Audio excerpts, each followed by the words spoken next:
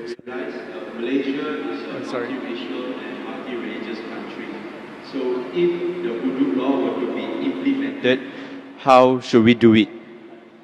The brother asked a question that Malaysia is a multiracial country. If hudud law has to be applied, how should it be applied? Brother, I don't know the constitution of Malaysia. I'm just a traveler. What Islam says, I can tell you. Malaysia, I'm not the right person to have asked. Quran says, Fas'alu ahli zikri in kuntum la ta'lamun. Ask the person who is expert. I'm not expert in Malaysian law. I have not studied the constitution of Malaysia.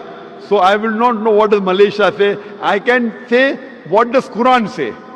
Quran has given capital punishment for certain crimes. That I can comment on. For example, if someone commits rape, in Islam, it's capital punishment. People may say, oh, capital punishment in this age of science and technology, Islam is a barbaric religion, merciless religion. I normally say, and I've asked this question to many non-Muslims, thousands of them.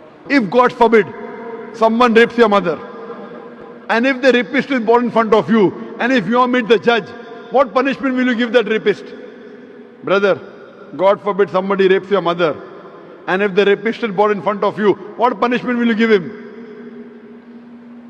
Brother, Capital punishment. capital punishment, correct.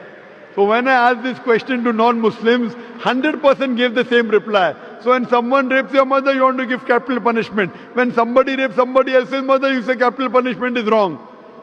So in Islam, for certain crimes which involve fasad, corruption in the world, in this life, there is capital punishment. And I'm asking you the question, that before capital punishment, there's a rule called hijab in Islam, that the woman should be properly dressed up in hijab. The man, when he looks at a woman, he should lower his gaze. Surah Nur, chapter number 24, verse number 30 and 31. So in Islam, the woman should be dressed up modestly with hijab, and a man should lower his gaze. After that, if anyone rapes, capital punishment. I'm asking you the question today, you know America. People look up to America as the most advanced country in the world. Do you know the maximum rapes in any country in the world? It is USA, America. According to statistics of 1990 FBI report, every day on an average 1,756 rapes took place. According to statistics of 1996 US Department of Justice, every day 2,713 cases of rape took place. That means every 32 seconds, one rape is taking place. You know, we are in this auditorium for the past 3.5 hours. Already 350 rapes may have taken place in USA since the time we are here. Since the time we are here in this auditorium, 350 rapes may have taken place in USA. I'm asking you the question that if we implement the Islamic Sharia in USA, that every lady should wear the hijab, the man should lower his gaze. After that, anyone rapes a woman, capital punishment, death penalty. I'm asking you the question, will the rate of rape in America, USA, will it increase? Will it remain the same or will it decrease? Brother? Decrease. Decrease, correct. You implement the Sharia, you get results. That's the reason certain times you have to give capital punishment. You have to implement the hudud.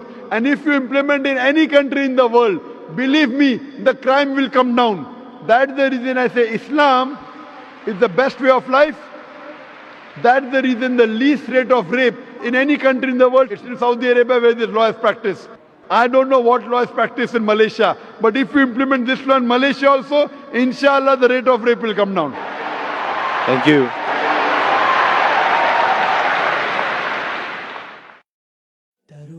Let me tell you about my happiness. I get my happiness from Islam. It makes me kind and a better human.